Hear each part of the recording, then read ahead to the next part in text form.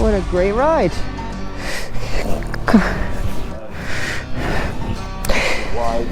Sexy husbands. There you go. Using my Nelson Rigg gear, I have the larger of the two tank bags that I normally have. These panniers are absolutely incredible. They're so easy to put on and take off. 14 liters a side. They're not huge, but really they do what I need. My trusty old tail bag. Yeah, getting covered in dust. I'm liking it. Look at that rock. Wow. And kia ora, Internet. Welcome back to my channel. If you are new here, welcome, welcome, welcome. Today I am going to be doing another review of a Nelson Rigg's product. I am absolutely not sponsored by Nelson Rigg. Putting that out there first and foremost. No sponsorship. Only my opinion and my observations. So, that being said, I am the Upside Down Canuck. I am a Canadian woman living and riding in beautiful New Zealand. I ride absolutely everywhere on my bikes, as well as much as I possibly can. If you've followed my channel before, you may know that I ride two different bikes. I have a KTM 390 Adventure, and I also have a Yamaha TW200. Both of them I absolutely adore.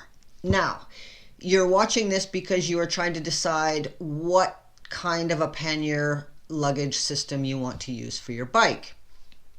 We all know it can get very, very expensive. There are so many beautiful rigs out there that they go by and I just go, oh my God, I wish I had that kind of dough. The BMWs with the big aluminum hard cases and the top boxes and everything, they just look so amazing. Like they could go forever and ever and ever. They probably can, and they probably cost $1 million. I can't afford that. Sorry.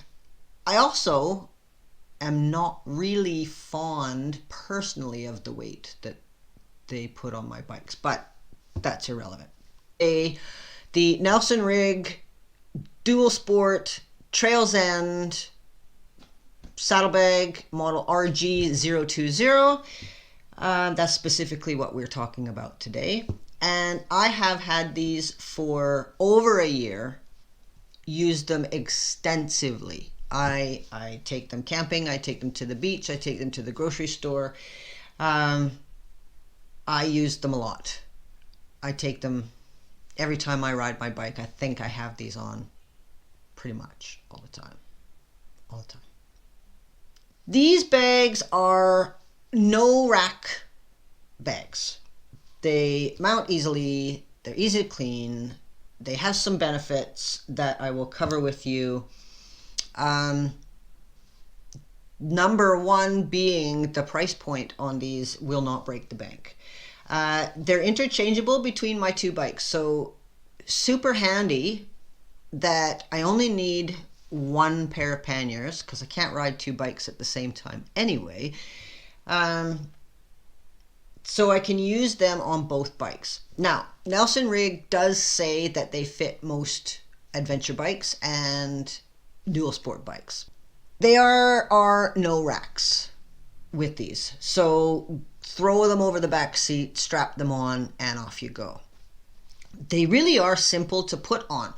The first time you do it, you're going to figure out what strap goes where and what's going to fit the best for your bike. Because my two bikes, they strap on slightly differently. But once they're on, amazing, they're good. I never worry about them slipping or coming off, anything like that. They're on, they're good. They're a good anchor point, actually, for adding other stuff, duffel bags or tail bags or whatever, to the whole system. They're very solid.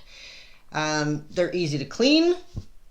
They do and will, if you're riding the way I ride, they will get muddy. They will get dusty. They will get dirty. They will get covered in sheep poo. Yeah, it happens in New Zealand. Imagine. Anywho, they do have some benefits that I want to talk to you about a little bit. What do I like about these? First and foremost is the fabric that they're made with is what I think it's called an Ultramax polyester fiber, and that has some kind of a UV protectant. So if you've ever noticed, these types of bags can break down in the sunlight. So over time, the fibers literally disintegrate and pull apart. They break. This has got the UV protectant. I have not noticed any seam anywhere on any of the attachments that has gotten loose or has started to pull apart. And I stuff them pretty good. Another thing that I like about them is that they have a handy little tool pocket underneath each pannier that you don't have to go into your panniers for to if you need a wrench or if you need a flashlight or if you need whatever. So they run from the top to the bottom, from end to end. So they're quite long. They fit my spoons. Sometimes there are spoons that don't fit in there. Sorry, but my small spoons that I have fit in there nicely. They're double Ziploc. No, not Ziploc. Double Velcroed, so they keep the dust out. They are not waterproof because it is Velcro, but they're a handy little pocket to have that you don't have to go into the bag for. The mounting points, they do have these real cool D-rings in a couple of different spots that, in my experience, have been indispensable when I'm adding other pieces of luggage. So when I add on my duffel bag, and I can definitely easily strap them to here and to each side, keeping the duffel bag in place without having to, I don't know, bungee cord it to bits. Super handy. I really do wish that they were metal and not plastic. That being said, I have not broken any. Touch wood. Again, I use them all the time.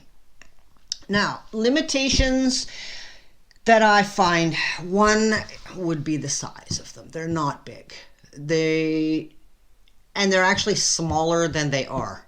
And let me explain that to you. So they're 12 liters per side is what Nelson Rigg says these are. 12 liters per side.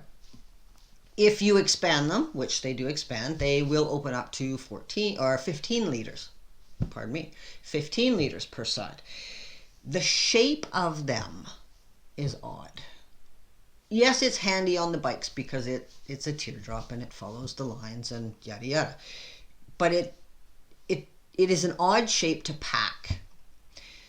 I have worked around that. I have figured out what I take with me and where it needs to be in the pannier, but it will take some time for you to sort that out. It's an odd shape. Not huge. But if you need help limiting how much you take with you so you don't pack the whole kitchen sink, then maybe it's a good thing. Maybe. They are definitely hardy. They are extremely hardy. But there are limitations with the zippers. The zippers do have I don't know if you can see it here, a cover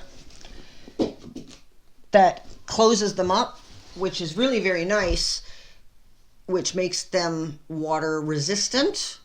I would not say waterproof. If you are in a downpour, your stuff's going to stay dry. You're good. If you submerge them in a river crossing gone wrong, things might get wet. So I think that's pretty much with anything. I don't know. Anywho, I always put my stuff into dry bags inside anyways, just in case. The zippers have the rubber easy grab, so when you're wearing your gloves, you're not fighting to find a tiny little metal tab to undo the zipper. Zippers on these bags a hint for you is to keep them clean.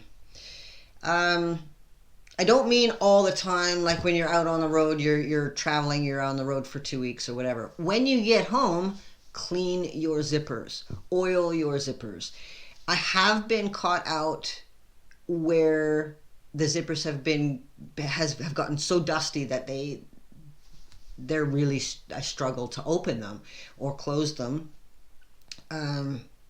Now, a year and a half of using them, I have not even bent a tooth, even though I have fought with them a lot.